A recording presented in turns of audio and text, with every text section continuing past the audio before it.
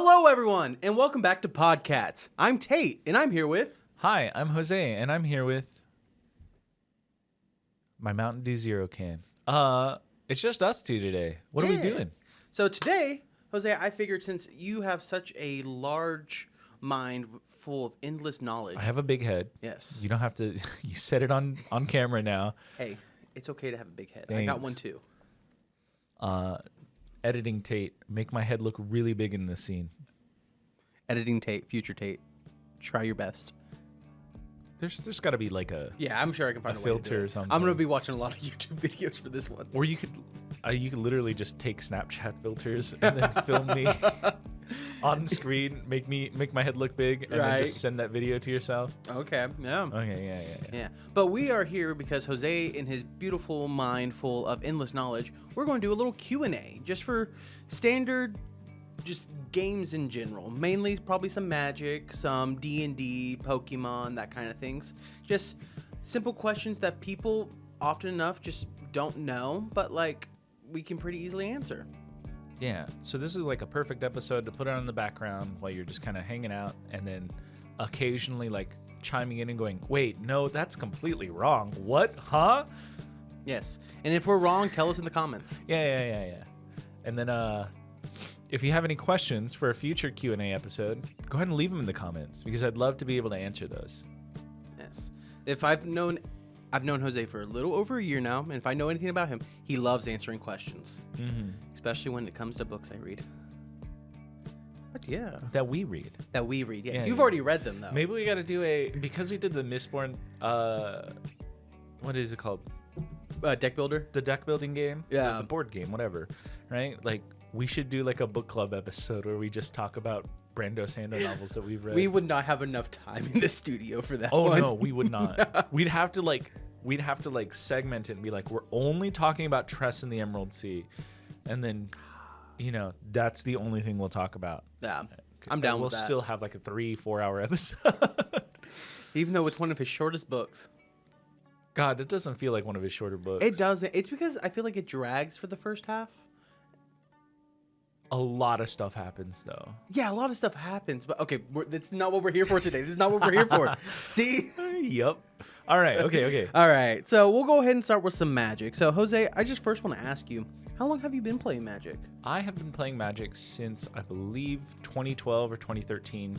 It should have been 2012, yeah, because the M13 set had come out, and those core sets have been named after the year that is going to come next. And so I remember M13 releasing, and so I would have started in 2012. Okay. My first actual set that I could have been in a pre-release for, but I didn't know what pre-releases were, was Return to Ravnica. And so that's typically the set that I say like, oh yeah, this is where I first started playing Magic the Gathering.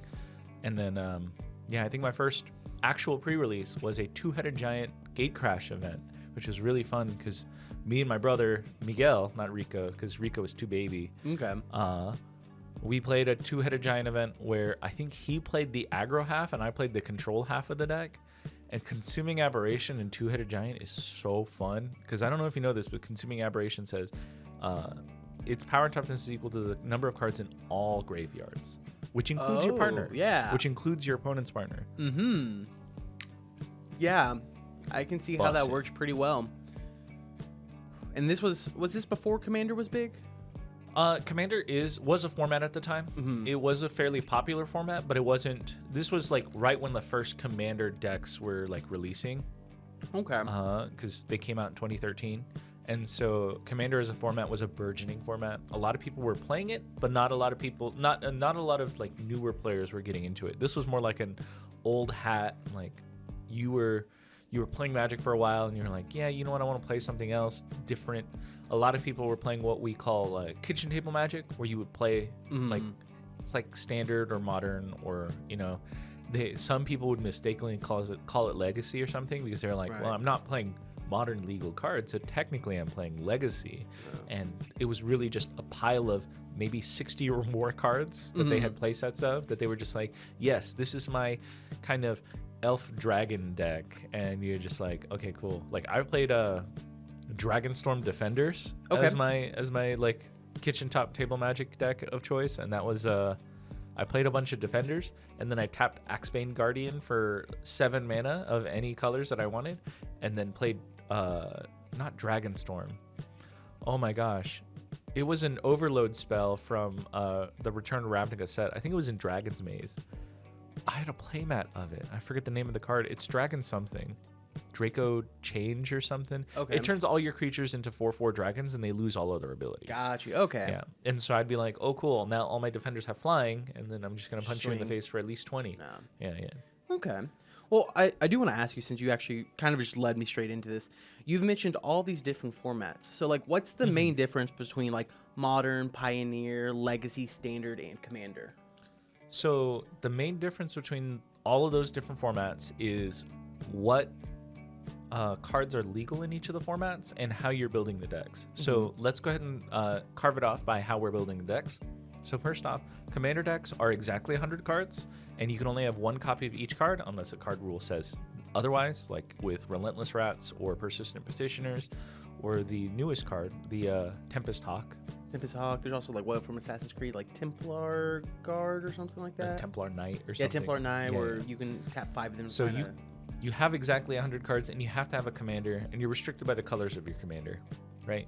In Standard, Modern, Legacy, all those other card or formats, you are playing a 60 card deck minimum. You can play more than 60 cards if you want. You can play any number of colors that you want. You're not restricted by anything like commander or anything like that. Really, the only restriction is you got to be able to draw those colored lands and then play those spells. And there's no actual, like, commander that you're building around. Instead, you're just selecting a strategy and then building around that strategy. You can play up to a play set of every card, which is 4 of every card, unless a card says otherwise. And then, yeah, you just kind of go from there. The formats are also different in that Commander is you start at 40 life, and it's multiplayer where you have more than 2 players in a game. In all the other formats like Standard, Modern, Legacy, you have 20 life to start off with, and you're playing 1v1 against another person. All right. So that's the difference between Commander and all the 60 card formats. These are all what are known as constructed formats, where you're building a deck outside of a, like, draft pool or a sealed pool. And so now let's go ahead and separate off all the different formats. So the easiest one to talk about is Standard. This is a very, like, simple format. It is the one that you might play in Arena if you're just starting out playing Magic the Gathering. Arena is a really good place to start when it comes to Magic the Gathering, by the way. But the Standard format is only the most recent Standard legal sets from the last, like, 2 years or so. So currently, as of recording this, the legal sets are going from Wilds of Eldraine onwards all the way up to Spider-Man when it releases, and Avatar: The Last Airbender set when it releases. And again, you're following the same restrictions: 60 cards minimum, play set only unless a card says otherwise. And we got a lot of cards that say you can have any number of this card in a deck in Standard. This is the craziest Standard format I've been in, because it's like we have Tempest Hawk and, Slimes Against Humanity, and Gosh, I did not realize Slimes Against Humanity was in there. We have a lot of cards in this format that just say you can have as many copies as you want. We have Heir Apparent, which is crazy. But yeah, so Standard is just the newest sets, just those newest cards, and so it's very limited in terms of, like, what you can do. But it is very good, clean, fun Magic. The one exception to this, especially if you're listening to this in the future, is that Foundations will be legal for 5 years as opposed to just the 2 years. Think of Foundations like the older core sets. They don't want to call it a core set because it's not a core set, right? But it is a core set of cards that you'll put into your Standard decks that will persist for the next 5-ish years or so. And so it has a bunch of key cards that are like pivotal to a bunch of different strategies, and are kind of really fun to play in a bunch of different decks, like Omniscience and Progenitus and Mossborn Hydra and Twin Flame Tyrant. All of these crazy cool cards are in Foundations, and they really do form a foundation or a backbone to all these decks. But, like, the big thing here is there's going to be, if you're coming from Commander and playing one of these, like, constructed formats that are 60 card decks, there's going to be a lot of cards that you're going to be like, why is this good? And that's because it is ruthlessly efficient. And since it's a 1v1 format, you don't really need to worry about having enough resources to fight off 2 other opponents in addition to the one that you're fighting. So some of these cards that you'll think, I'm never going to play this in Commander, you might play in Standard. Right. So it's really fun if you buy a bunch of cards and you want to play some of these formats. You can, pick them up and then use the cards that you're not using in Commander to play some of these other formats. Like Stock Up. Are you playing Stock Up in Commander decks? No, but there's a reason why it's like a $5 to like $15 card for the foils, and it's because in Standard it's really, really good. Right. Yeah. That's definitely something, because I just started playing Standard like 4 months ago. Like it has not been very long, and just the vast difference compared to coming from Commander, where like, oh, this game is meant to be fast, and it is meant to have lower cost spells unless you can cheat them in, because the games are so quick. Like I think I had a game that was less than a minute long. Like, yeah, but you are also, I think your first Standard deck was an aggro deck.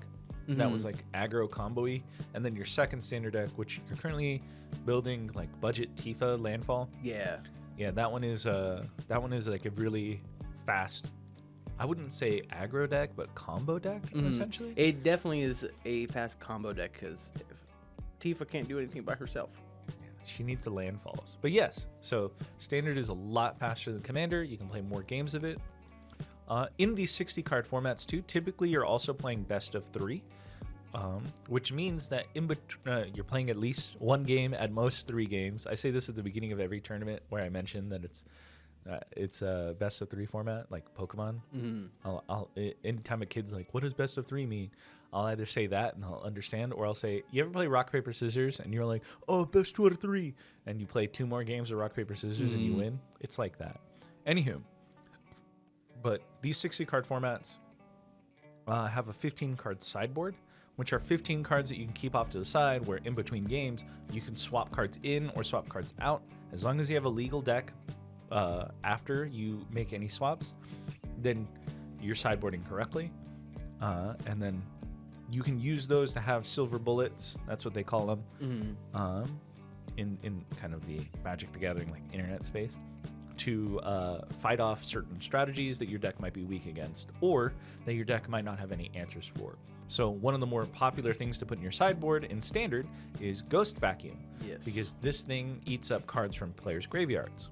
And so if your opponent is playing a very big graveyard strategy deck where they're bringing back 1 creature from the graveyard at the end of their turn or during their turn, like, the more popular Una strategies, you can use Ghost Vacuum to suck them right up and then prevent them from putting those creatures back onto the battlefield. Or, I guess, those enchantment creatures in the case of Una, because they're bringing back sagas and stuff. Yeah. It's a really crazy deck. But yeah, and so the interesting thing about these sideboards, too, is that unlike other card games, unlike Yu-Gi-Oh!, which is like the only other card game that uses a sideboard, in Magic the Gathering, you can swap in your entire sideboard without any swaps going out, right? Okay. So like in Yu-Gi-Oh!, you have to, if you put a card in, you have to take a card out, right? And that's true for every single card. In Magic, you can just, if you wanted to, you can just take your whole sideboard and shuffle it into your deck, and then just call it a 75 card deck at that point. There's not many reasons you would want to do this. Right. Most people would actually use this as a way to psych out their opponent, because they'll take their whole deck and their sideboard, shuffle it together, and then remove 15 cards. That way, people don't know what you're sideboarding in or how many cards you're sideboarding in. Because if you put 15 cards in and pull 15 cards out, who knows if you sideboarded in any actual cards. Right. Right? But yeah, no, you can shuffle in 15 cards, and this is a good way to counter mill strategies. That's going to be my next question. Like, is this a way to counteract Yeah, because like they have to mill 60 cards from your opponent if you're playing a constructed format like this. And so it's like, oh, hey, now you have to mill 75 cards. That's like starting the game with extra life against mill. Is mill common in these 60 card formats? Sometimes they are. In Modern, it's kind of like a half fringe deck. Sometimes it's a little more playable than it isn't. In Standard, I don't know if there's like a dedicated mill strategy that's good enough to be played, but they always seem to give mill some support. In older formats than that, which we'll describe what these formats are, typically they're a combo strategy, and milling is not at least consistent milling is not like great in those formats, because a lot of older formats like Legacy and stuff like using their graveyard as a resource, and so mill is a little counterproductive, right? And so that's a long-winded way to say that's standard, right? It's just the last 2 years plus foundations, right? And so let's talk about the difference between standard and modern. So modern goes all the way back to 8th edition and includes any sets that are modern legal straight out of the like summer releases or whatever. So I'm talking Modern Horizons 1, Modern Horizons 2, and Modern Horizons 3. And then any future Modern Horizons or Modern Sunsets or Modern Sunrises, whatever they're going to call them in the future.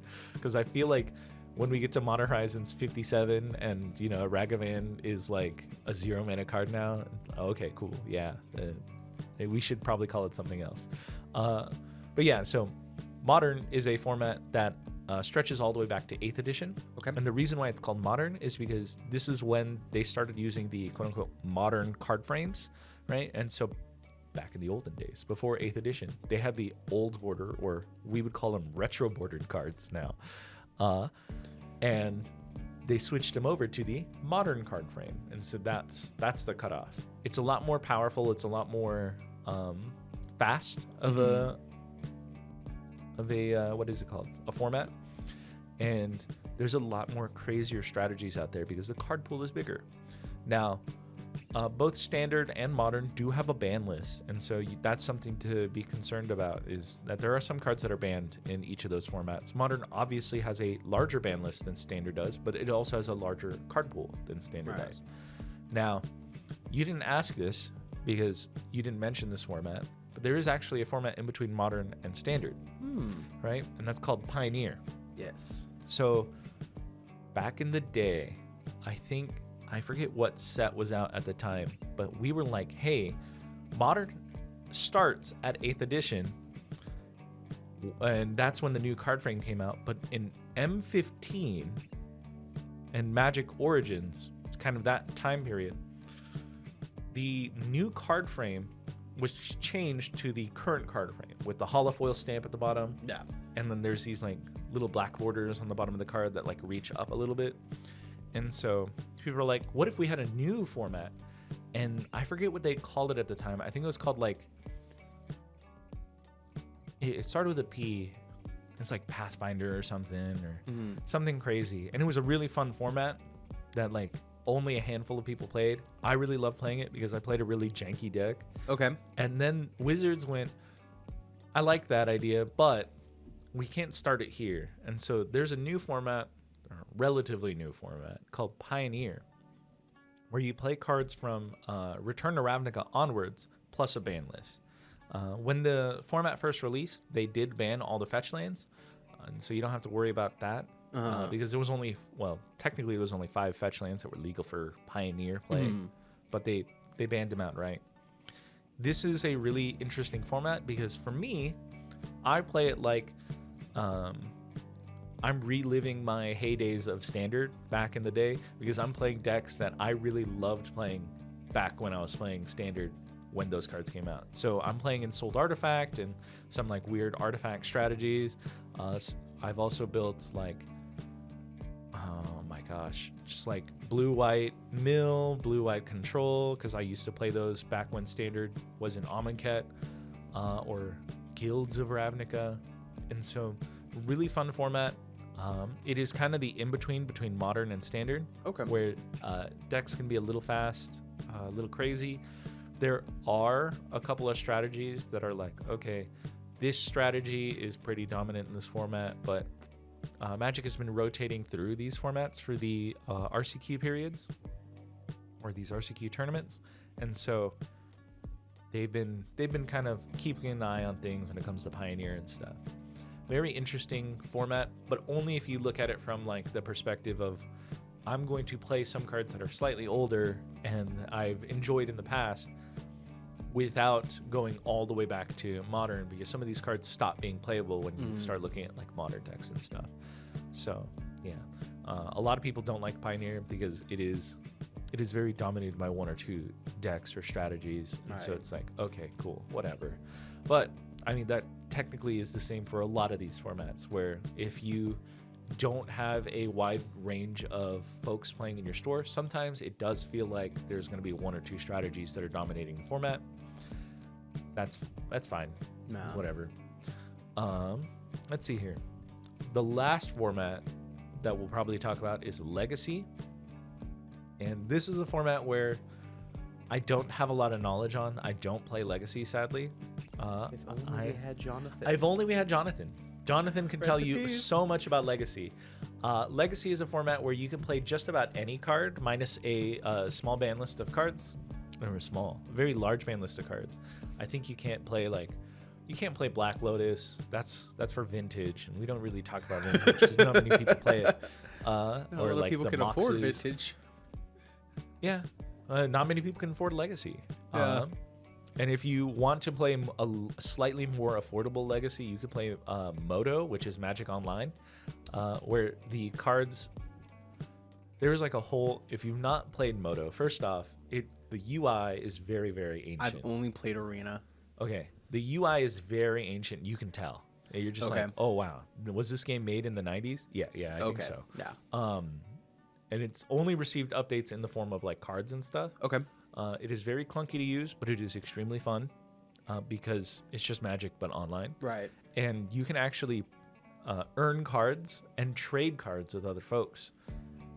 So people have created a whole secondary market of cards on Moto where they're like, okay, cool, there's this currency that you can use called tickets, which gets you into an event.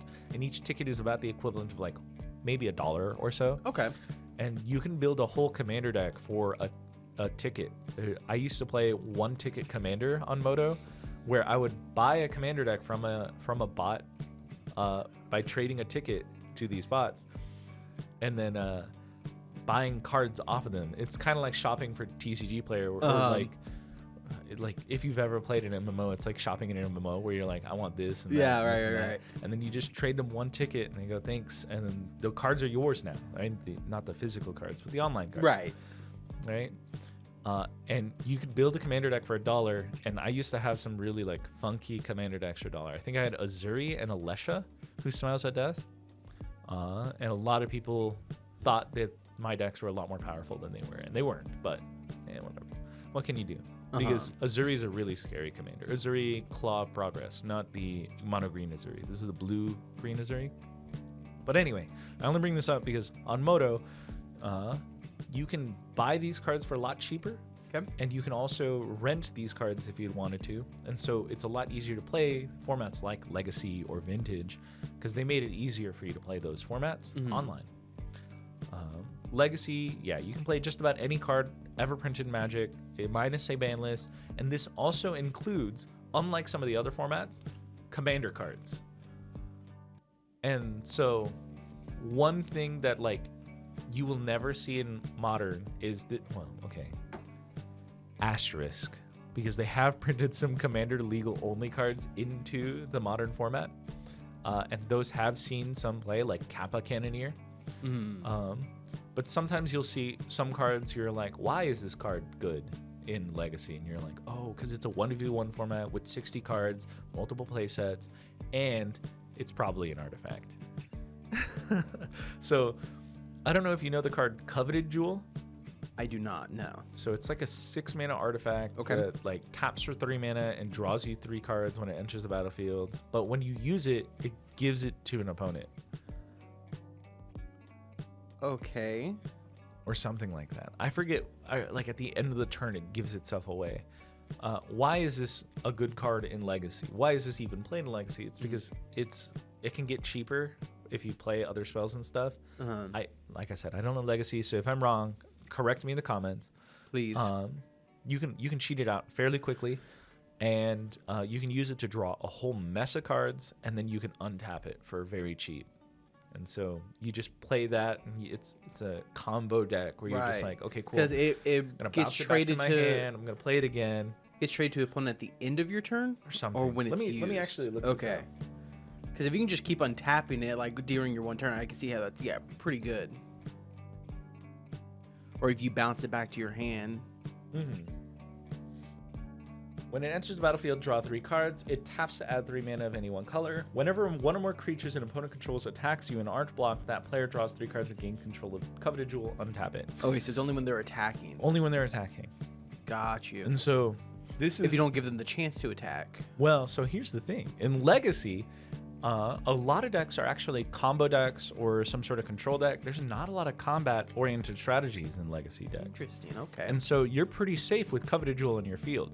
Now, there are some strategies in Legacy that do play creatures, and those decks tend to prey upon the weakness of other Legacy decks where they're like, oh, hey, you're not playing creatures, so I'm going to punch you in the face. Mm-hmm. My Legacy deck that I wanted to build back when a lot of people here were like, hey, let's play some Legacy. I wanted to build Death and Taxes, which was a modern strategy that can be played in Legacy. Death and Taxes is a deck made very popular, made famous by Pleasant Kenobi. He's a really cool like Magic the Gathering YouTuber online. Very, very British YouTuber.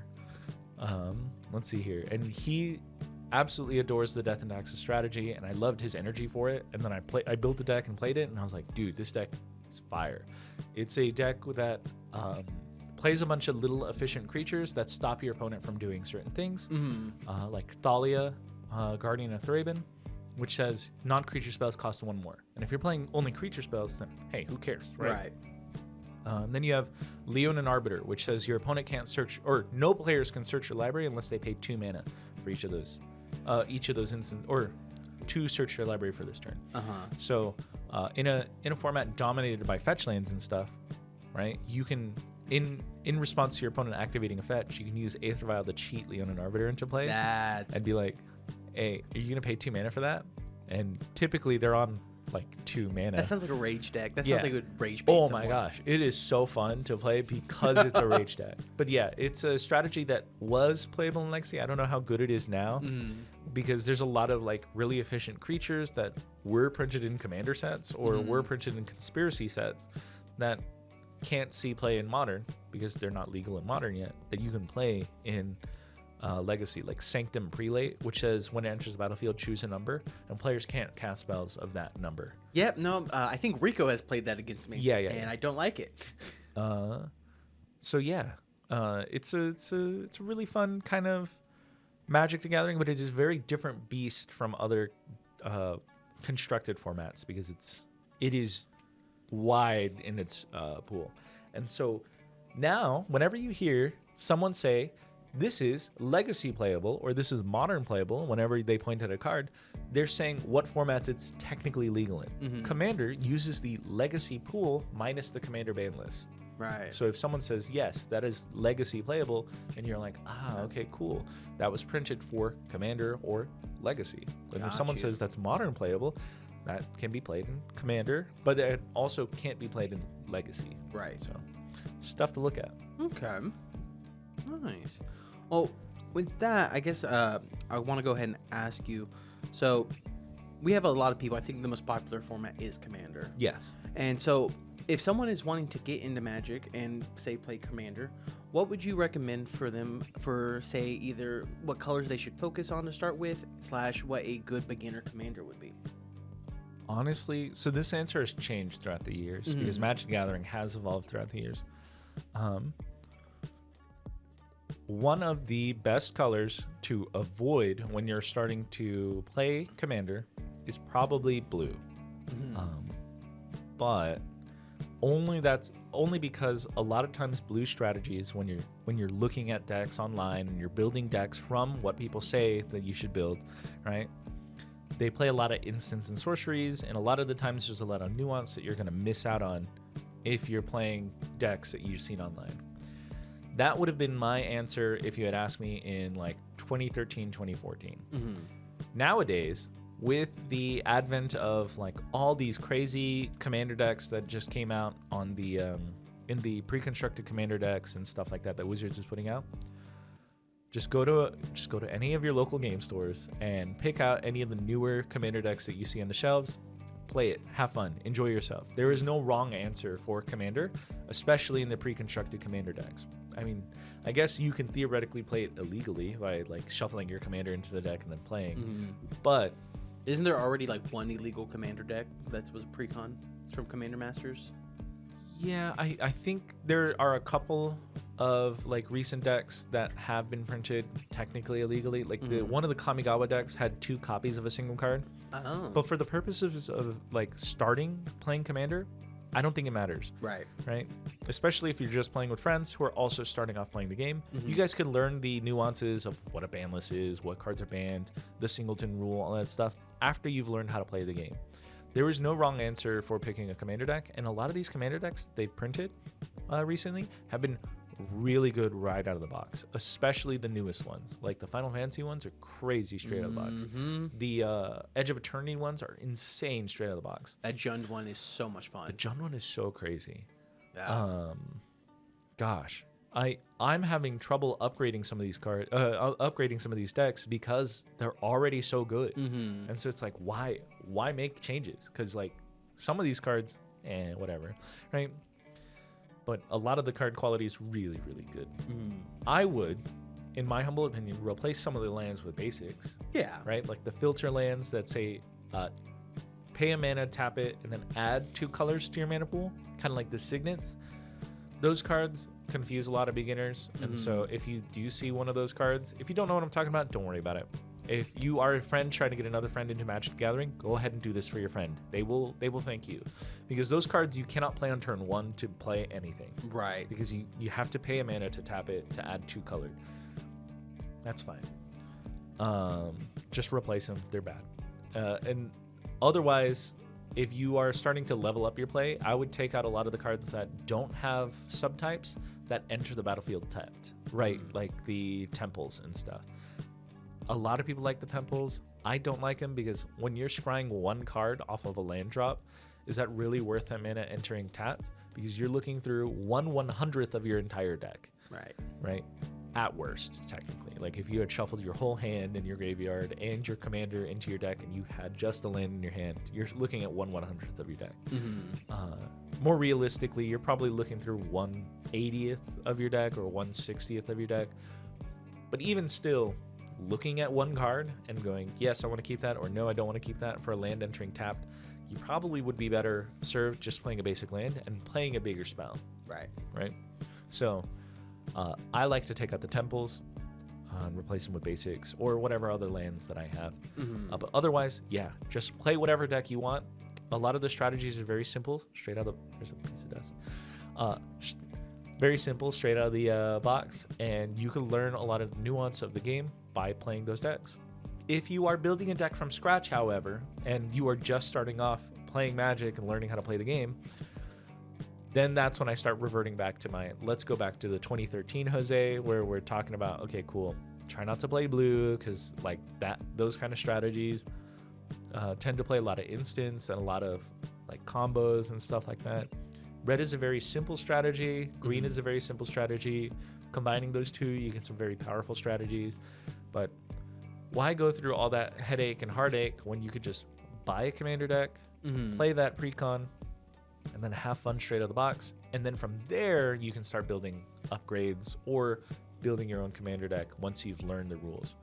And for those of you guys who kind of want to get into Commander and are worried about price, Commander is one of those formats that is beautiful because you can kind of get creative with just about any card. Right? There are some cards in Commander that are only powerful in Commander that are like 50 cents only because it's only good in Commander. Now there are some cards that are the same that have a $20 price tag and stuff like that, like Jessica's Will.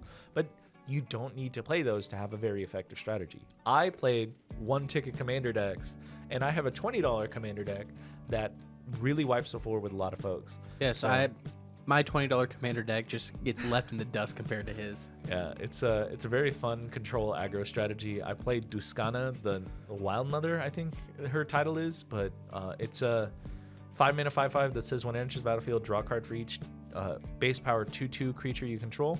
And whenever a base power 2/2 creature attacks, it's +3/+3 until end of turn. And so I play a lot of morph and a lot of disguise creatures and manifest and put them face down. And so it's the ult commander from the Blame Game precon? It is not the Blame Game precon. It is the It's the Naya Morph Commander. Okay. So what I did was I bought that commander deck, took out all the expensive cards and some of the lands and replaced them with basics, and then put in upgrades in the form of like bulky morph cards and stuff like that. Mm-hmm. And so the strategy is I play these morph creatures for really cheap face down, and then hold up mana on my turn so that I can flip them face up, so I can control what my opponents do by using their flip effects. All the meanwhile, I'm punching you in the face with a bunch of 5/5s and refilling my hand by casting or even flickering Duskana. It's a very effective strategy because I just have a really good resource loop. But you can build pretty good decks for $20. You don't have to go too crazy. You could build a good deck for $35. You can set yourself a limit, or you can break those limits if you want. Go crazy, right? But what I'm trying to say is, try not to, when you're first starting to play Commander, be tempted by proxies, and not just because, okay, hey, this guy's biased. I do operate out of a game store, right? Like, hold on, right? Proxies are a crutch, right? Now, sure, there's a lot to be said about the game getting a little too expensive for some folks. And hey, I'm not here to talk about that, right? I'm here to talk about deck building skills that you will not be getting if you just look at the best decks and print the best cards, right? A lot of times I see a lot of new players who play with these proxies and they have trouble keeping up with the players that are playing similar style decks, because those players have put themselves through the paces and have built their own decks, built up these like ideas and like knowledge on these rules, and that's what these people skipped when they go straight to buying the proxies. It's like buying a very powerful motorcycle. You're not learning how to ride a motorcycle. You're trying to wrestle a motorcycle onto the ground. Like, a lot of people are like, hey, don't buy anything too powerful for your first bike because it'll just fly out from underneath you. You won't know how to ride it. And it's the same for a commander, where it's just like, you don't want to start off with anything too powerful because it's just going to fly out from underneath you and you're not going to know how to ride it. And so that's why I'm against proxies, but only because newer players need to learn how to play the game first, and then they can start. I don't care. Go ahead. If you're playing with your friends and it's all fun and games and it's not a like Magic the Gathering like sanctioned event with prize support and all that stuff, play proxies, right? But please learn to play the game first. That way you know what these proxies will do when you play them. So yeah, that's my advice for newer players is just learn to play the game, have fun, and then once you start learning some things, then you start branching out and you start building your own decks or upgrading your own decks. Don't be afraid to avoid certain colors or certain strategies. Just don't build a deck on your own. There's a lot of help that you can get by just purchasing a raw precon and then playing it. Yeah, play it on sleeve. Now, if you want to upgrade a little faster, right, and gain that knowledge a lot faster, I recommend playing sealed, right? Okay. If you're having some trouble building decks, if you're having trouble like playing cards and stuff like that to learn how to play the game, sealed is a very interesting way to not only learn deck building and learn card choices really, really easily, but also learn how to play the game because you are only looking at a little slice of Magic. Now, what is sealed?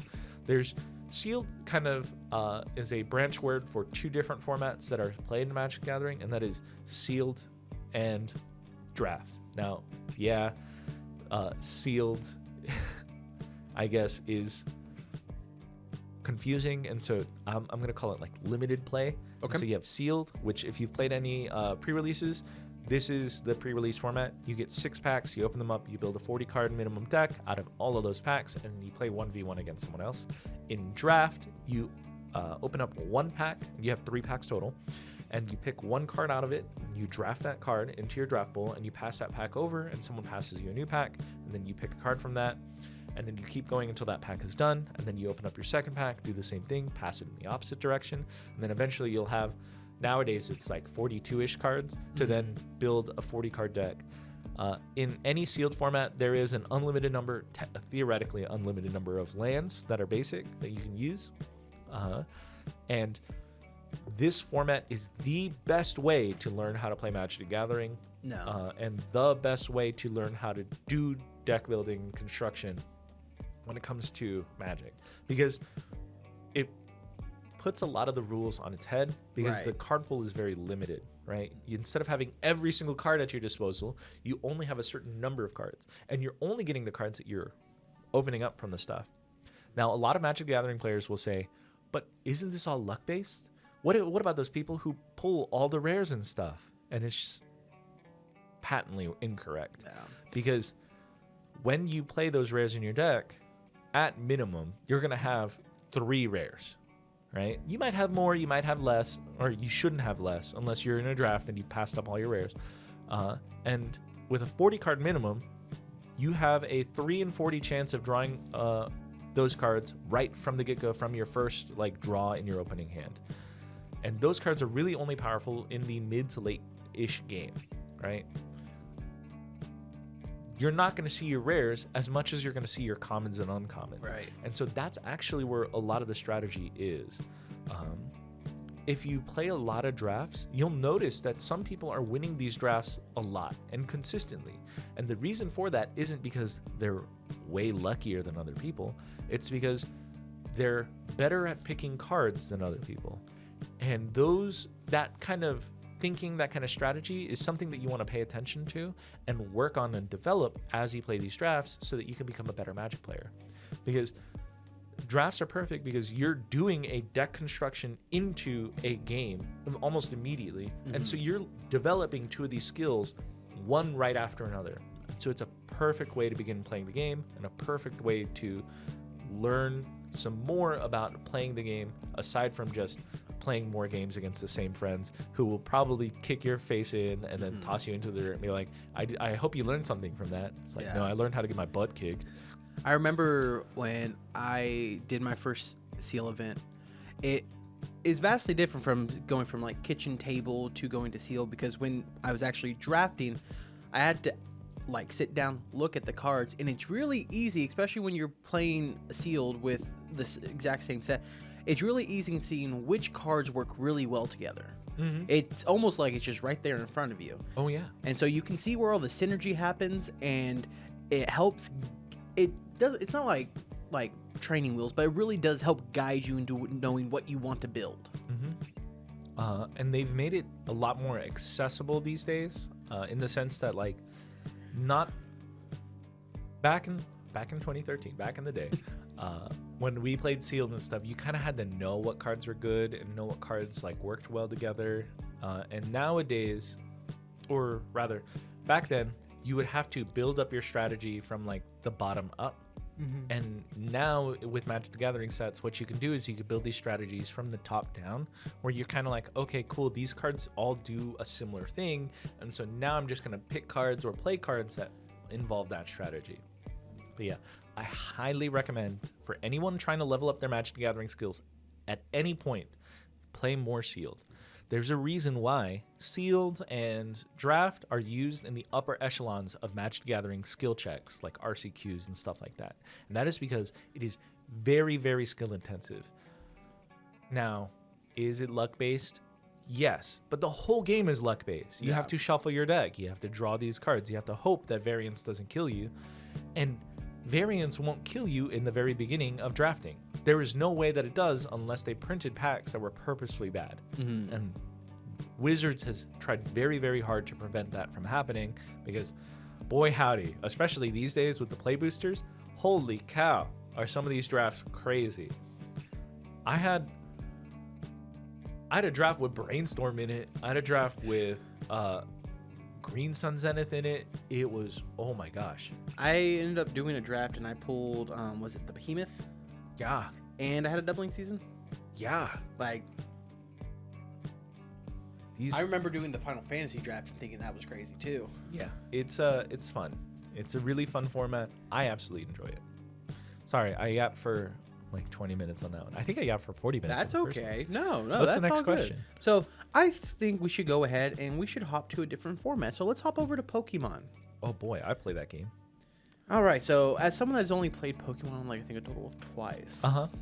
I really want to know I know there are different formats. Can you go over the formats like how you did with Magic for me? Okay, in Pokemon, there's really only 3 formats. Okay. There's a lot more others that Pokemon is trying. Unlike Magic Gathering, Pokemon doesn't really have a draft or sealed format. You'll have build and battle, correct? There is build and battle, yes, but that's the closest that you get to an official sanctioned like Pokemon like draft or sealed format. That's because when you play Pokemon, you have to evolve certain Pokemon, and if you just don't see those Pokemon, like if you pull a Venusaur out of your first pack and you're like, I want to play Venusaur, you have to pull Ivysaur and Bulbasaur.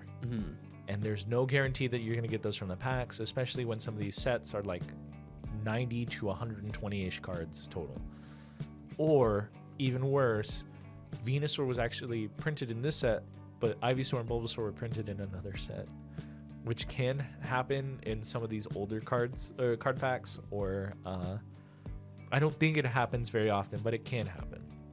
So they don't have a sealed format other than build and battle, which it's the pre-release format for Pokemon. You have a 40-card pre-constructed deck that Pokemon just gives you.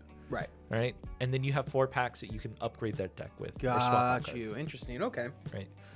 Other than that, there is the constructed formats. So that's the limited format or the sealed format. The constructed formats are exactly 60 cards always. And for the more tournament ready, the only real format, quote unquote, because it's the only format we do tournaments for, it's the only format we do like world championship events for, is standard. Just like Magic the Gathering, standard is only the newest sets. And unlike Magic the Gathering, they label the cards with little like letter markers. And currently we are, as of recording this, we are in GHI standard, which is the little notation markers that you see in the bottom left-hand corner of the cards. There's a little letter, and they started in America with the letter C. And right now, the sets that are legal are G, H, and I. Okay. Pretty soon, I think J is going to be printed, and then at some point, G cards will rotate out. Let's see here. And so, yeah, that's standard. 60-card decks, play sets of 4, super fun strategies. The only other formats that exist are expanded, which is kind of like Magic the Gathering's modern format. Pokemon expanded format is from Black and White onwards, minus a ban list. And then the only other format that like is legal for some tournaments to play is what's known as GLC or Gym Leader Challenge. It uses the same kind of card pool as the expanded format, but it doesn't use the same ban list, right? So it has its own separate ban list, and that is because in GLC, instead of having a playset rule, you're limited to 1 card per deck, and you're also limited to 1 Pokemon type per deck. So it's kind of like Commander in that sense, where you're only playing a certain color, right? Additionally, in GLC, you can only have 1 copy of each card minus basics. So you don't really have to shell out for whole play sets of cards, especially some of these older cards that might be a little more expensive. The last rule for GLC and deck building is that you cannot play any cards with rule boxes on them, like Vs or EXs or Ace Specs or Radiant Pokemon. What is like a EX and a V like compared to a normal basic Pokemon? Basically, EXs and Vs are more powerful Pokemon in terms of raw stats, attacks, or costs when it comes to their attacks. But the caveat is most of these Pokemon have a little, what's called a rule box in the bottom right-hand corner that says when this Pokemon is knocked out, your opponent takes an additional prize card, right? For those of you guys who don't know, Pokemon uses a kind of life system called prize cards. That is, whenever you knock out one of your opponent's Pokemon, you'll take one of your 6 prize cards and add it to your hand. Once you've taken all 6 of your prize cards, you win the game.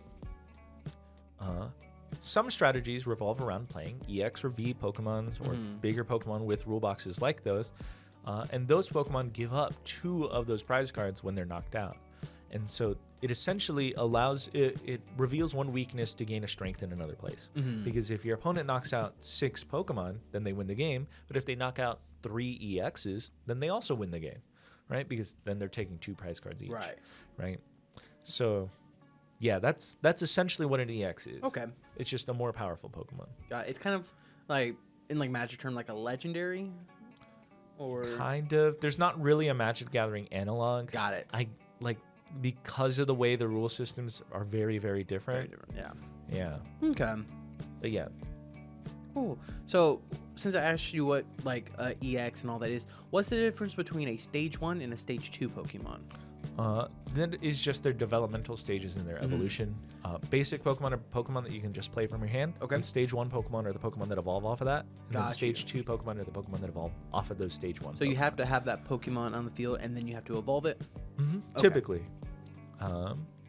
There are some cards that allow you to skip some evolutionary stages, and there are some cards that allow you to just play them straight up as like the stage 1 or stage 2. Like right now in Standard, there's a Luxray that says if you're behind on prize cards, you can just play this Luxray from your hand without evolving it from Shinx or from the middle evolution that I forget the name of. But you can just kind of play it straight up like it was a basic Pokemon. Gotcha. But Okay. it's a stage 2. There are some cards that care about having certain types of Pokemon. So for example, Brave Charm is a card in Standard right now that gives a Pokemon extra health, but only if it's a basic Pokemon. Yeah. Typically, stage 1 and stage 2 Pokemon not only have more health than your basic Pokemon, but also have slightly more powerful attacks and slightly more powerful strategies and abilities and stuff like that. So people tend to either focus on one of these strats or evolve their Pokemon or whatever. But there's a lot of strategies that revolve around playing a lot of basic Pokemon. So yeah. Okay. So when you are constructing like these decks with all your Pokemon and all that, what on average is the amount of energy cards you put in a deck? That is a very interesting question. I get that question a lot when players from other format or other games want to play Pokemon, especially when you're going from Magic the Gathering to Pokemon. Because in Magic, there's a pretty cut and dry rule where you're like, okay, cool. If I'm building a 60 card deck, I probably want around 20 to 24 lands, depending on what my mana costs are in my deck. In Pokemon, it's a completely different beast. So first off, Pokemon, the costs are only on the attacks of the Pokemon. They're not on any of the cards that you play. So you can play as many item cards as you want on your turn, which makes it so that you can kind of combo off on your turn without having to worry about certain costs other than maybe discarding cards from your hand or ensuring that you have certain cards on your field, right? Or seeing those cards in your deck. So depending on how consistent your card draw is or how consistent your card searching is, you could play as few as 5 energies in a deck. Or if you have a strategy that wants to play a lot of energies because you are either discarding those cards from your hand or you're trying to play a lot of energies in your discard pile because there's some Pokemon attacks that care about the number of energies in your discard pile, or however many energies are on your specific Pokemon, you might play upwards of 15. But that's about the highest I've ever seen an energy count go. Okay. So it really just depends on what kind of strategy you want to play and how lean you could play that strategy and how greedy your cards can be when you're playing all these items and supporters and Pokemons and stuff. The cards that, or the decks that typically play only about 5 or 6 energy are decks that in their main strategy find a way to take energies from your deck and put them onto your Pokemon immediately that want to attack. There's a card called Charizard EX. It's a dark type Charizard in the newer sets, and it says whenever you play it from your hand to evolve one of your Pokemon, you can take up to 3 fire energy from your deck and attach them to your Pokemon in any way you like, and it only requires 2 energy to attack. Okay. And so it could power itself up, and it could half power up some other Pokemon that you might want. And so that's the reason why Charizard EX decks only play like 5 or 6 energy at most. Right? Got you. Because they take them from the deck, put them onto their Charizard, and if you need to recycle them, there are cards that shuffle those energies back in the deck. But there are decks like Cerulege, which has a 1 energy attack that says it does 30 damage or something like that for each energy card in your discard pile. So you want to put a bunch of energies in your discard pile, and so those decks tend to play 12 to 15-ish energies, depending on, you know, how lean they want their engines to be. So yeah, it really depends. Like the answer is, what deck do you want to play? Right. Because it changes. Like most of the time, the answer is like 8, Okay. maybe 10 at most. But if you're like, oh, but I want to play this, then you could be like, wow, okay, cool. You could play 5. Yeah. But yeah, I guess technically that question would be an asterisk in Magic the Gathering 2, but it's so wildly different because the range is so much higher in Pokemon. Okay. Right? Because in Magic the Gathering, you're going from maybe 24 in a 60 card deck to maybe 20 in a very lean running 60 card deck. In Commander terms, you're maybe playing 40 to 30, depending on whether you're playing CDH at 30 and you have a bunch of fast mana, that like 0 mana rocks and 1 mana rocks that tap for additional mana, or 40 if you're playing a landfall deck. You might see some decks that play more, you might see some decks that play less, but that's the typical range, right? Which is a variance of about 33-ish%. Something like that, right? Because if the average is 35 plus or minus 5, it's about 1/7 actually. Okay. So 1/7 is not 33%. That's a lot. That's a lot less. And it's like 0.14%, or sorry, 14-ish%. Whereas with Pokemon, you're going from an average of 8 to the minimum of 5 to a maximum of 15. So that's 3/8, which is about that's about 30% difference between the two. Yeah. Yeah. So it could vary a lot more wildly. So yeah. Okay. And it really depends on what format you're playing too. Right. Because if you're playing GLC, the average is actually about 8 to 10. Some decks play less, some decks play more. So it's really just up to interpretation with this. Standard, it's very wild because it depends on what deck you're playing. Gotcha. Yeah. All right. So for this next question, I think I'm going to pull away from actual gameplay and rules and structure and all that, and I actually want to ask you about cards.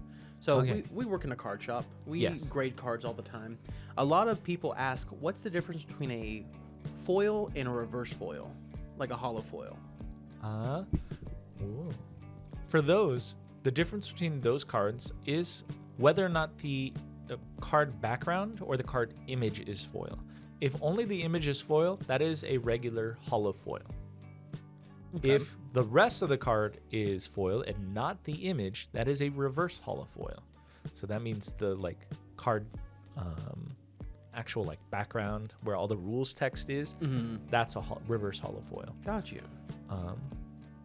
If it's a V or if it's an EX, that's just going to be a hollow foil because the whole card is hollow foil. Right. Which doesn't matter because the whole card is the image.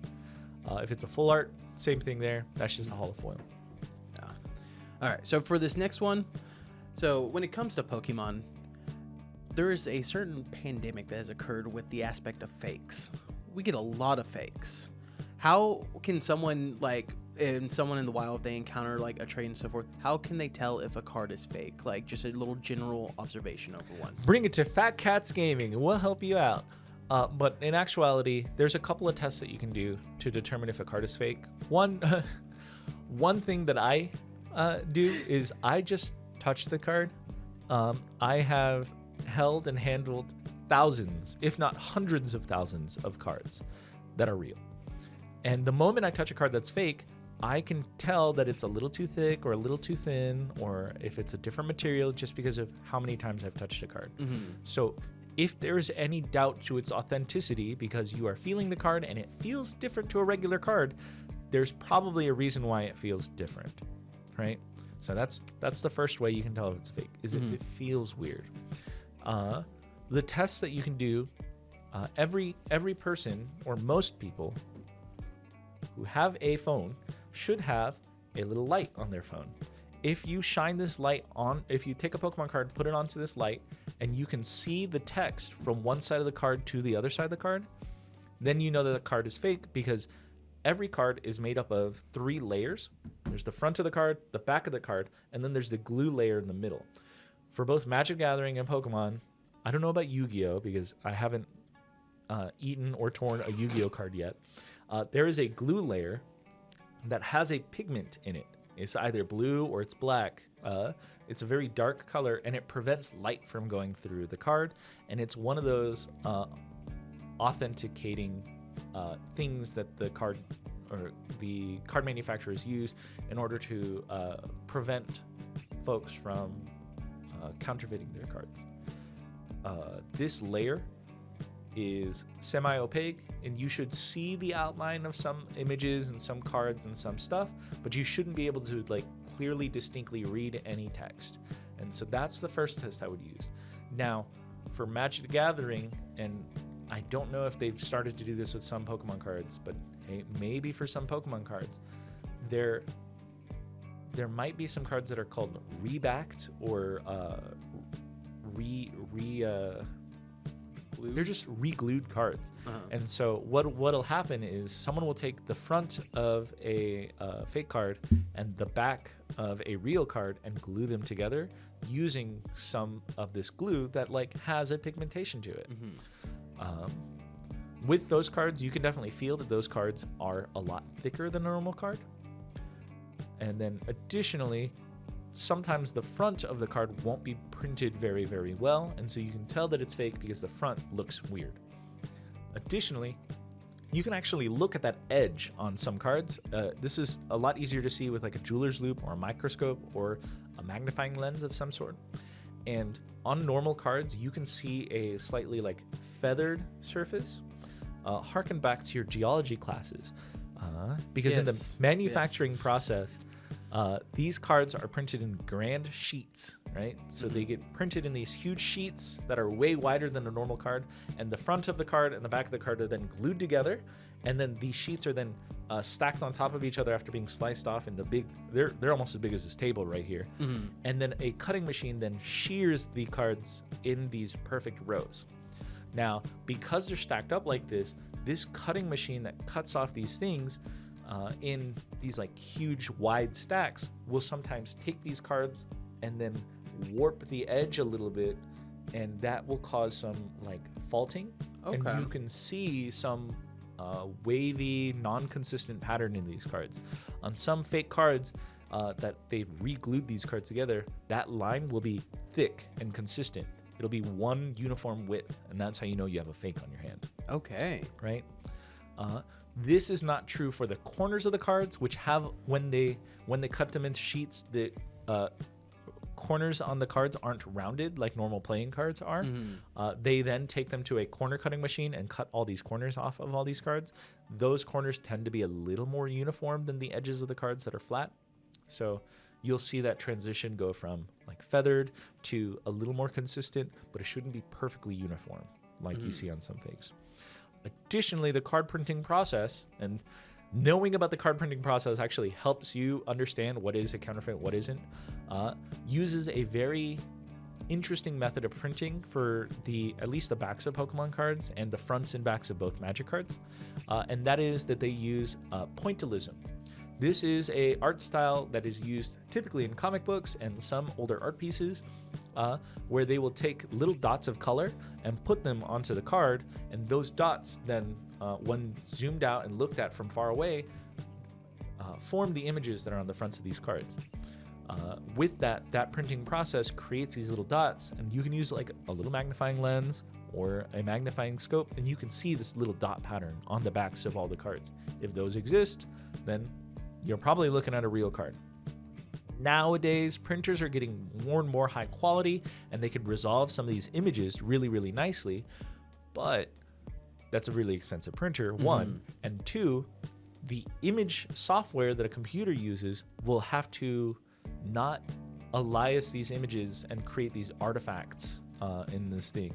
And so when you print off a new card, or when you print off a fake card, some of these little dots will resolve in different ways to not show them, because when you're looking at them in the computer software, the pixels on your computer will look at a region of a card and average out the color in that thing.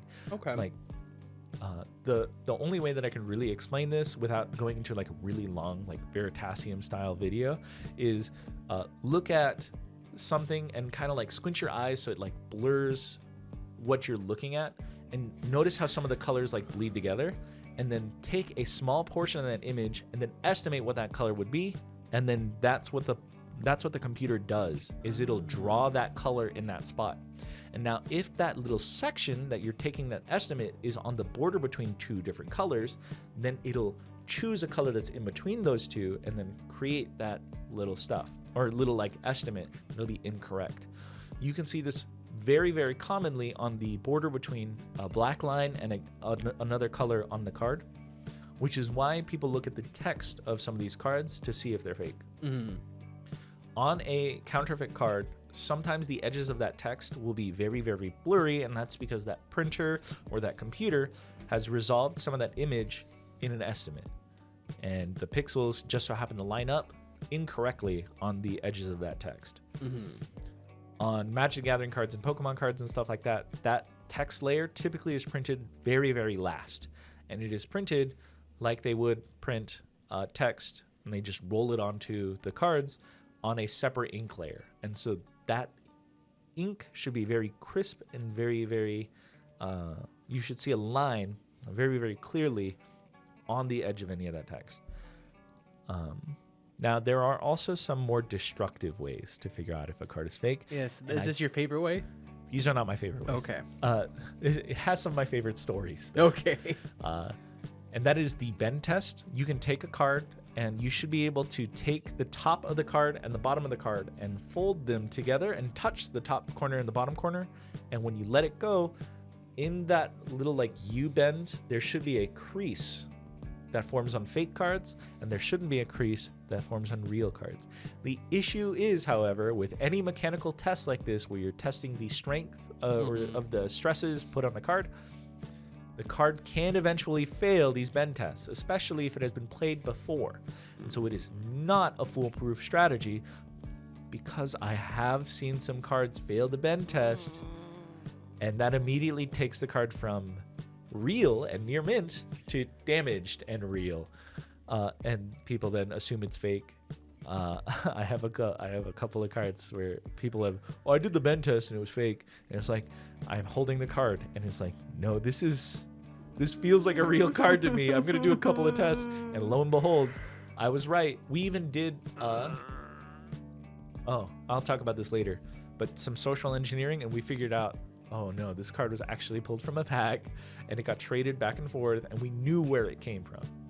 The other way to tell if a card is fake is by tearing the card in half and seeing the ink layer on the inside. Because if you see that ink layer, then hey, look at that, that's a real card. You can also mash the card into a pulp using some liquids, and if the card becomes a pile of pulp that is blue or slightly black instead of just the white, then you can be reasonably sure that that card was a real card.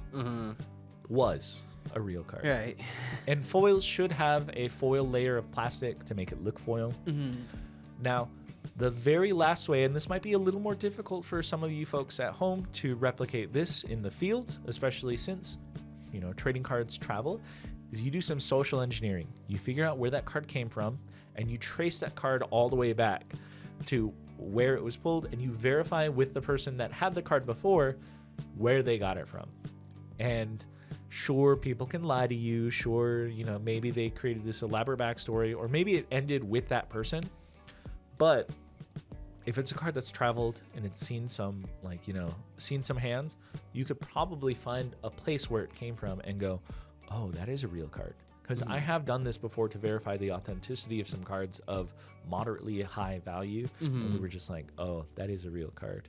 Talking about you, Foil Season Pyromancer, back in its heyday when those cards were $100 a piece. Daggum. Yeah, we did a bend test on it, and it failed because it just mechanically failed. And people were like, oh, this is a fake. Haha, LMAO, it's a fake card, fake Season Pyromancer. And I got a hold of it, and I was like, oh no, you guys have made a mistake. Yeah. Anywho. Yeah, it's really painful to get fake cards. Actually, a couple other ways. The manufacturing process is very precise when it comes to manufacturing these cards. If you have a card where some of the text and images are misaligned, or some of the printing is misaligned, you might have a fake on your hand, because they don't typically misalign the images. And so when they print these images and you see the outline of a card misaligned with the actual version of the card, you might have a fake. Though some manufacturing errors do exist. This is more for the product that the cards come in. If you look at the front of a package and it is very misaligned, then you probably have a fake pack on your hands. No. Packs are also manufactured the same almost every single time. You'll notice that for Pokemon cards, for Yu-Gi-Oh cards, for Magic the Gathering packs, the tops and bottoms of the packs are the exact same every single time. They cut them the same way, they crimp them the same way, and if that looks different from a regular pack, it might be a fake pack. Yeah. Wow.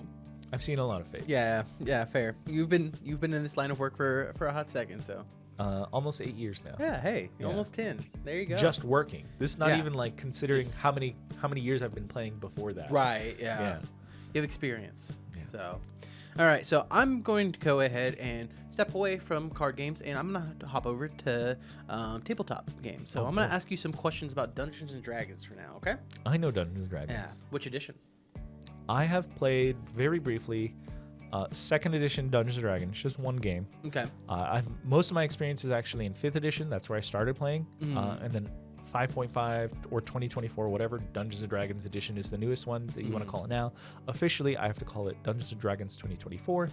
But some people colloquially call it D&D 5.5 or 5.5 of the edition. Wasn't it originally called like D&D 1 or something like that? Yeah, it was called D&D 1. I'm fairly familiar with the history of Dungeons & Dragons and where it first started and where it came from as a tabletop war game, actually. Was it Chainmail? Chainmail, yeah. I actually held a 3rd edition copy of Chainmail's rulebook in my hand. My buddy has a copy of Chainmail. Like that was back when it was printed, when Gary Gygax was printing it and TSR was printing it from like a garage or something. Yeah. Because it doesn't have like book bindings. It has binder rings. That's crazy. Yeah. And so like you're like, wow, this was printed in some dude's garage. It's cool. Yeah, but I've been playing it for quite some time.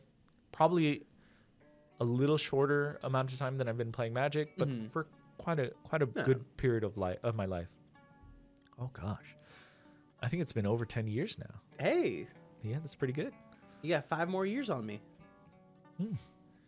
All right. So with that, I'm going to ask you, you kind of covered already the different formats. So what would you recommend for someone to play if they're wanting to play with, say, a group of friends that already play or wanting to learn to play? What format would you, what system would you recommend? Golly. So system almost doesn't matter, right? You can learn any rule set and then play any campaign with any rule set.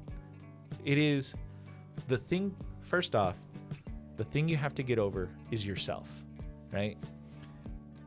D&D is a tabletop role-playing game, but first and foremost, it is a storytelling game. And if you have ever, as a child, picked up a stick and pretended it was a sword, or if you're like, I'm a ferocious dragon, and I'm going to eat all the villagers, or literally played pretend. If you played cops and robbers, right? You've played a storytelling game. You have told a story and you have some predisposition rules that you follow, and then you either break those conventions or you tell a narrative based on those rules, right? If you've played House, if you've played Pretend, you've played Dungeons & Dragons effectively. Yeah. If you've played The Sims, you've played Dungeons & Dragons, right? Because it's a storytelling game, right? Like, sure, some people play The Sims to play with The Sims, right? And like actually just build houses and play with the mechanics. But some people also play D&D to play with the mechanics. Right. And so realistically, you could do anything to start playing Dungeons & Dragons, right? You can even sit around a campfire and you don't even need to use dice. You can just talk about what your character would be able to do. You can talk about what happens around the world with you, and you can just play make-believe. It's role-playing. If you've been on a forum and you're all like, my character is Shadow Bloodflame and they were, you know, a half angel, half demon, you've role played. Then or if you were like, hey, my name is Naruto Uzumaki and I'm in this forum to fight, you know, Goku, you've done it.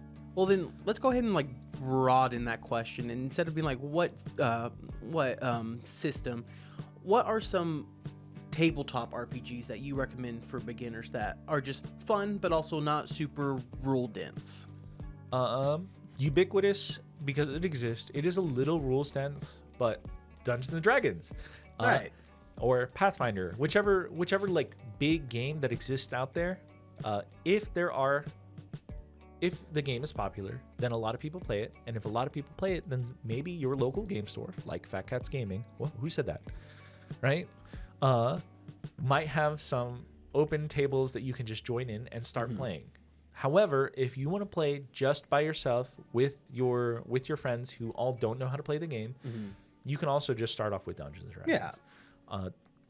Most tabletop role-playing games, especially the newer ones, will have some caveats in there where they say you don't have to follow all the rules, right?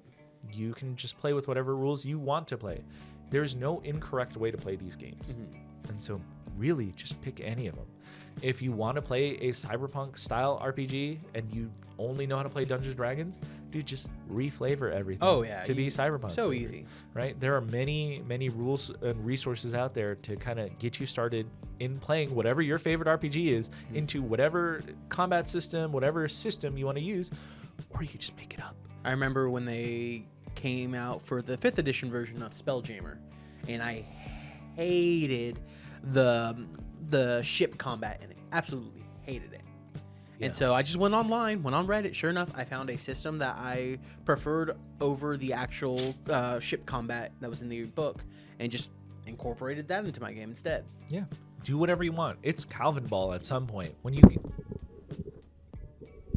might want to retighten that. It's Calvin Ball at some point. Now, if you're wanting to specifically get into Dungeons and Dragons, what I recommend is if you're the Dungeon Master, you go out and you buy a player's handbook, or you get one of your players to buy a player's handbook. Do not go out and buy the Dungeon Master's Guide immediately. They name these books these ways because that's what they named the books when they first started naming the books. If I would rename the books, I would call the player's handbook the core rule book, and then I would call the Dungeon Master's Guide extra rules or something like that. Isn't that what Pathfinder does? D&D can't know. They're steeped in tradition. That's the issue. That's because AD&D, that's what they called the player's handbook and the Dungeon Master's Guide. It's so sad because you have your Dungeon Master's Guide, but the Dungeon Master is a player in the game. He is a player in the game. And so if you're playing Dungeons and Dragons 5th edition or 2024, buy the player's handbook, read through that first, especially if you're the Dungeon Master. Because as a Dungeon Master, your job is to create a narrative and be the coach or the referee or the judge for all these rules and stuff. Do not think your job is to kill the players. Social media has lied to you. Please don't. Your job is to craft a narrative and work with your players to create a story. Your job is to also be an adversary to your players, but it is not your job to straight up kill those players. Unless you create a campaign and you communicate with your players effectively, saying, my job is going to be to kill you guys and your job is to survive. Tomb of Annihilation. Well, or like any setting where you're just like, it's just a bunch of pit fights over and over and over. Right. Right. But because like, if we even go back to the sense of like advanced D&D, there was a lot of death in it, but it wasn't because the DM was trying to kill you. It was just a hard game. Well, yes and no. It was also a system that came from chainmail, a war game. Yes. A war game where you as a player were controlling more than one person. And so because of that, if you had a bunch of heroes in your army and you wanted those heroes to go on adventures, you pulled them out of your army to then put them onto adventures and stuff, you had backups. Right. Right? And so this ideology stemmed from that kind of mentality where it's just like, oh, I have a whole army at my disposal. Now, that didn't mean that you would, in AD&D, you would create, like 20 different adventurers or 100 different adventurers. This is my army of people that I can then pull from at any given moment. It was just that some of the mechanics and the rules pulled from that chainmail system that was very open with killing people, right? Because that's, I mean, you were had just to keep numbers track on a of board. Everything, like even with current 5e and so forth, it really just depends on what type of DM you have, because like rations is very heavy in advanced D&D, and we still have rations now, but I know a lot of people that don't really care about rations. I don't use any food rules or encumbrance rules in my D&D game because nowadays D&D has moved on from this is a game that cares about, item management and stuff like that, and like character management and stuff like that, to I want to craft and tell a story. Right. It's a bit more of a power fantasy now. Yes. So, but it's fun in its own regards, and there are ways to play D&D where you are doing that, like you are taking care of your stats, your encumbrance, your all that stuff. But like I said earlier, all those rules are completely optional. You can toss any rules that you don't like out the window, or you can reintroduce some other rules. Now, as a dungeon master, buy the player's handbook, read it, learn the actual rules of playing the game, and you can then go from there, build up your campaign. You can make up some stats for monsters if you want. You can look up monster stats online. You can use the back of the player's handbook to look up very basic monster stats. If your players buy a player's handbook that is a communal player's handbook, which they probably should, right?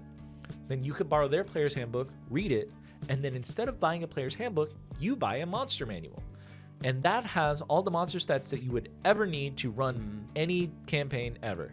And from there, you don't really need anything else. You can play the game with just the player's handbook and the monster manual, but if you want to start introducing some magic items and using those magic items, that's when you start getting the Dungeon Master's Guide and stuff like that, and you could look into that. That's really all you need. I also really just like using I forgot what it's called, but the monster manuals from like Kobold Press. They have some fun and wacky monsters in there. From there you can just kind of do whatever you want. If you're finding a deficiency in some spots where you're just like, man, I don't want to have to write a whole adventure, go buy yourself a pre-written adventure campaign. If you want more monsters, but you don't want to make up your own monsters, buy a Kobold Press book that has a bunch of monsters. There are so many resources. So many resources for you. But if you are just starting off playing the game, Player's Handbook and Monster Manual will get you so far in whatever you want to do, in crafting your world and making stuff happen. Just play pretend with your friends, you guys.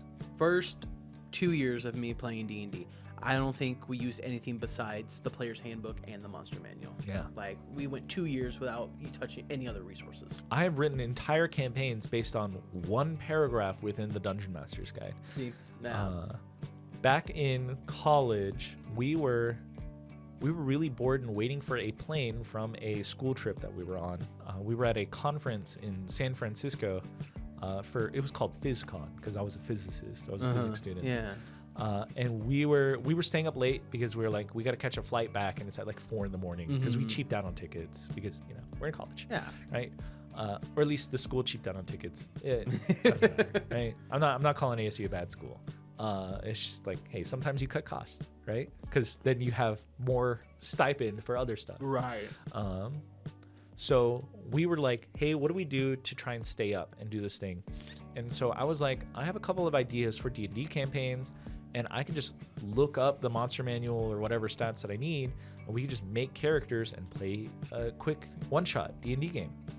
And the ideas that I had were, one, you were a group of adventurers that had killed some bandits, and those bandits belonged to a dragon. And now that dragon has shown up, and he's an ancient dragon, so there's no way you could defeat him.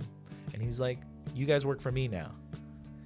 And so you guys reluctantly are being forced to do bad stuff. And you guys are now like considering the ramifications of the story where you're just like, were those bandits pressed into surface as well? Are they like us, where they were like told to do these horrible things? Oh.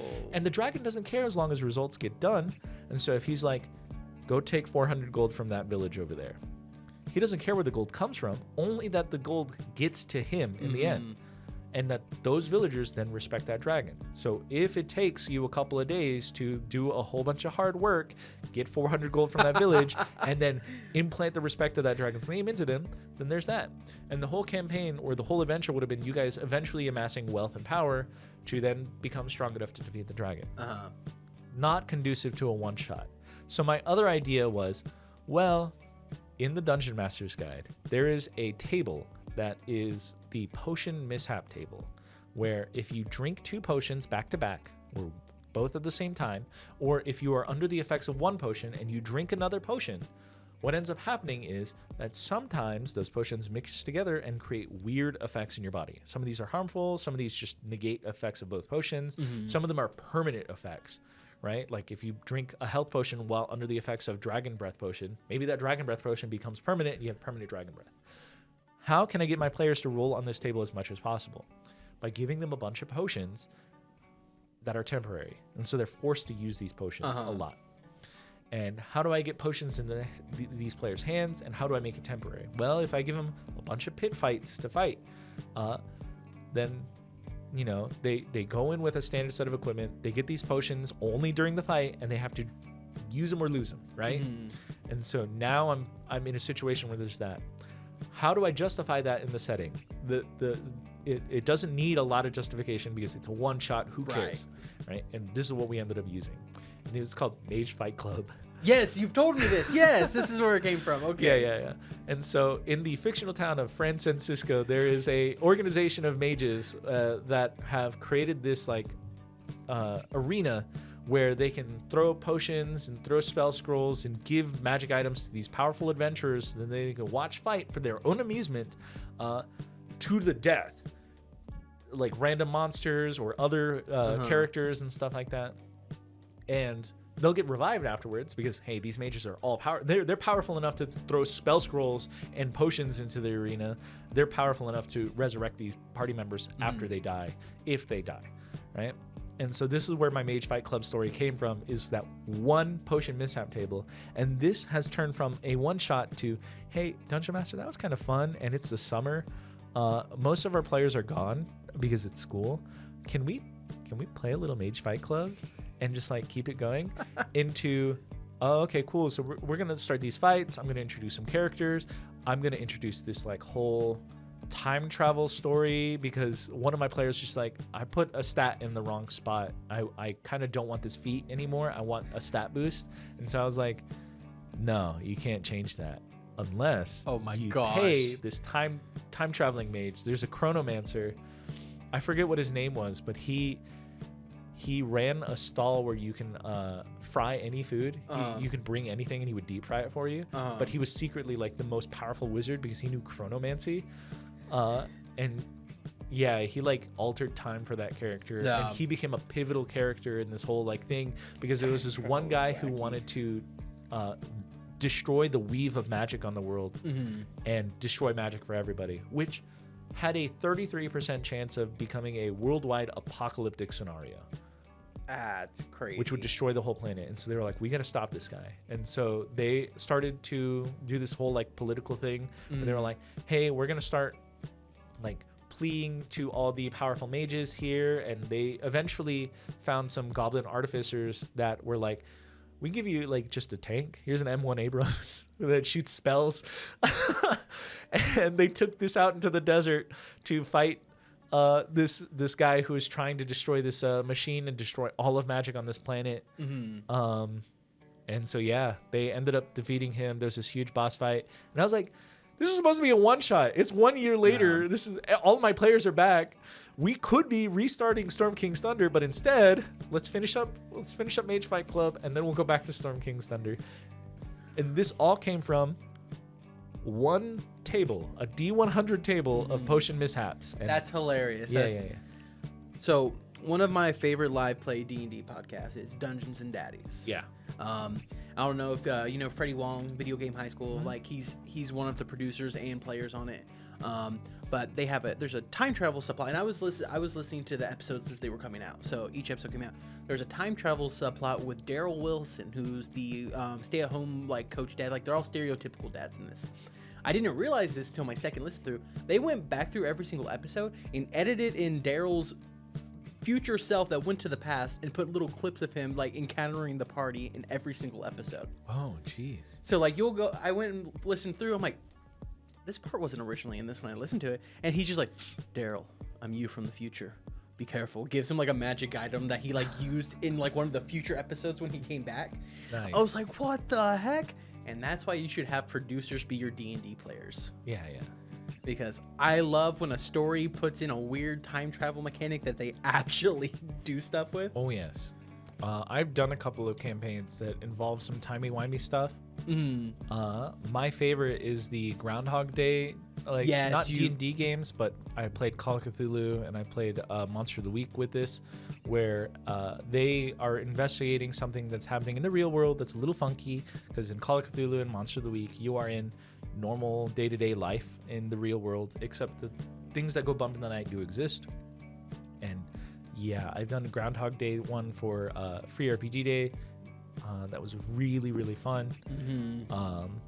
I I believe that repetition legitimizes, and also that like in storytelling, repetition is really, really like nice to have, especially when you have a central theme and you want to repeat some of these lines over and over again.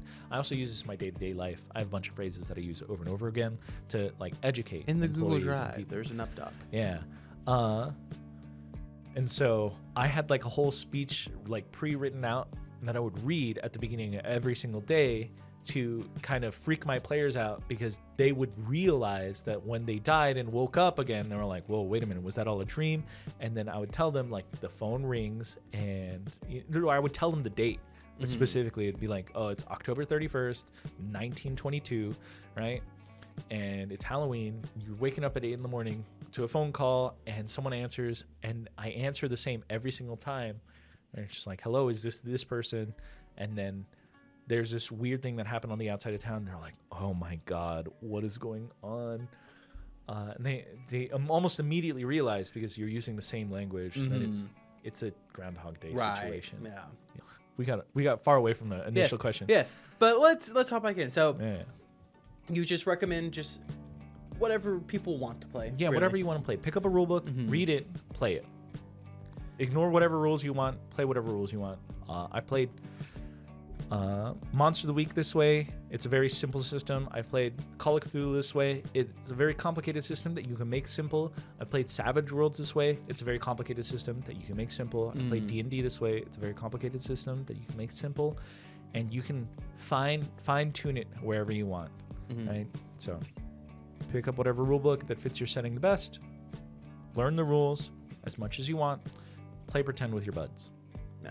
Buy dice. Buy dice. Yes, you will need dice. That's, if anything, that's really the only thing you need besides like the player's handbook. I've played Vampire the Masquerade LARP, and we played rock paper scissors to determine that's hilarious. the outcome of stuff. So you don't even actually need dice in some cases.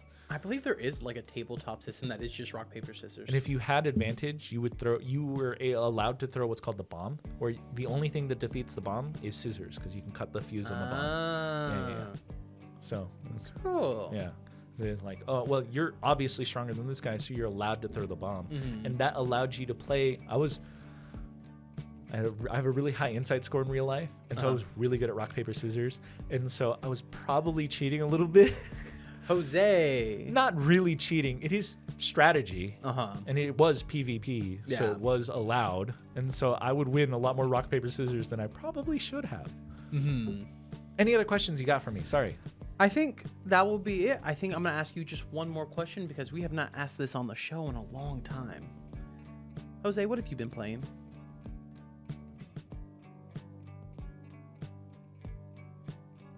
I think it's mostly just been the same. Just the same? Dungeons & Dragons, Magic the Gathering, right? Like, I've not been playing a lot of computer games.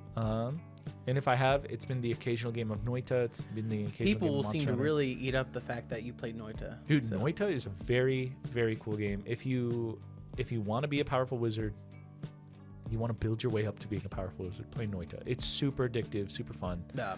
And it is one of those, like, I think it's like from Norway or something. It's one of those like European games that like the guy who made it has a vision, and he doesn't care about your opinion at all. And you're going to experience this vision whether you like it or not. And so that vision is he's going to laugh at you for dying in very, very stupid ways. On the internet, if you die in some random way, even though you were like an all-powerful wizard, that's called getting noited.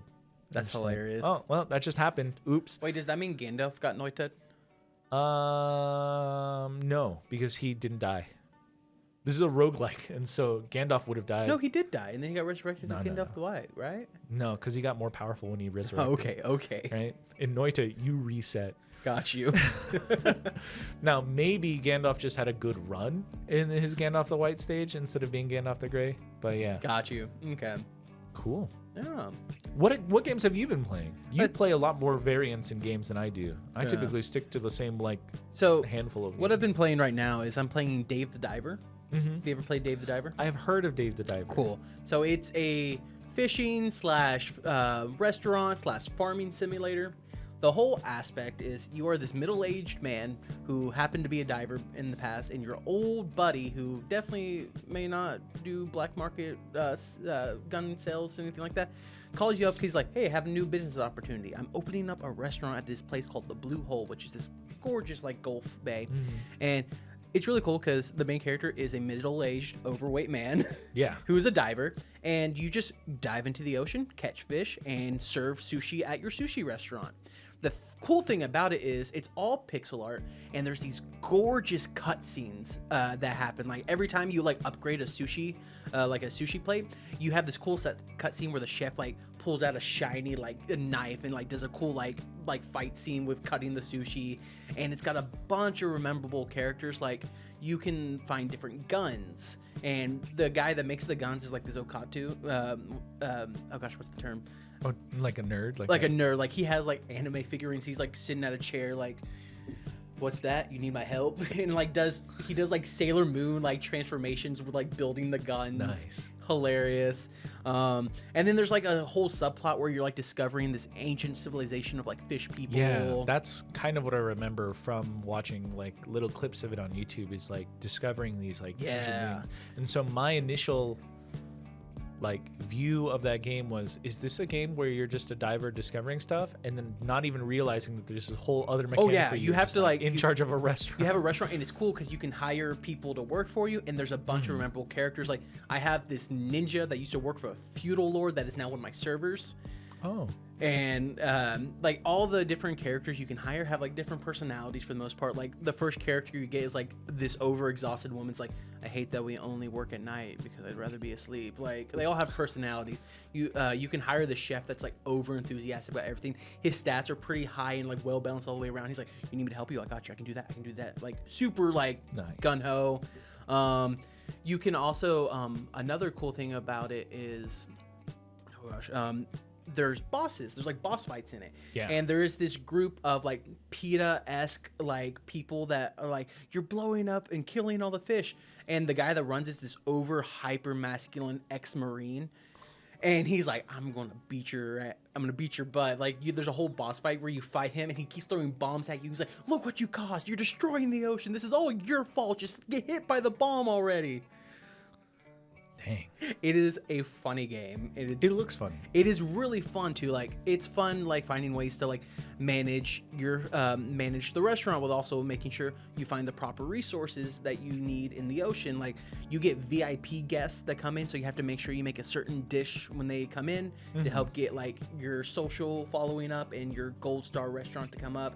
Like there is also an old man that teaches you how to like make more fish at your little fish farm that you have in the back of the restaurant. Nah, it's fun. It's got beautiful art. I don't need another game to play, but I might. It will take over your life. It is very addicting. Yeah. Well, shoot. Yeah. But yeah. Well, Jose, thank you for answering all these questions I gave you today. You really went through a lot. So I dug in deep. For those of you guys listening at home, there were a long list of questions that I should have just answered very simply, but I really wanted to be thorough in answering these questions and making sure that, like, if you had a good starting point and you needed to get from point A to point B, that you got from point A to point B, and you saw all the half points in between, because there might have been point A.1 or A.2 or whatever. The exact same way in real life. And so if you have any questions and you come by the store, Phat Catz Gaming, we're in San Angelo. The address is 113 East Contra Avenue. See, I'm doing it even still, where I'm just like, hey, here's how you get to the store. We're in San Angelo. And you have any questions, feel free to ask. I would love to answer any of your questions. If you can't make it to the store, or if you just want to see the questions answered online, maybe I'll get to it. You can also shoot us a message. Shoot us a message on Facebook or Instagram, or you can put them in the comments below. If it's a question that I can answer immediately, then I'll answer it immediately. But if you say, hey, in your next podcast episode, you should answer this question, go ahead and put it in the comments. I'll try and answer it, because we'll prioritize those over the like 100 questions that we kind of like made up. We're like, oh, what would a beginner person want answered about these things? Even if it's a very simple rules question where it's like, how does this interact with that, right? Or if it's a very complicated rules question where it's like, how does this interact with that? I can do some research, answer that question for you, and hopefully get it right. Jose is really good at answering questions, and if he doesn't know the answer, making sure to find the proper response. I think a lot of players in our like Pokemon games either absolutely love that I do that or absolutely hate that I do that, because what'll happen is they'll ask a question and I'm like 90% sure I got it right. And then I'll be like, let me look it up just to be sure. And sometimes it's like really simple. It's like, just tell me yes or no. It's like, yeah, but maybe. But then other times they're like, whoa, I didn't know that worked like that. That's super interesting. Yeah. They either love it or hate it. Yeah. Well, guys, thank y'all for watching. We'll see you next time. So until then, goodbye. Bye.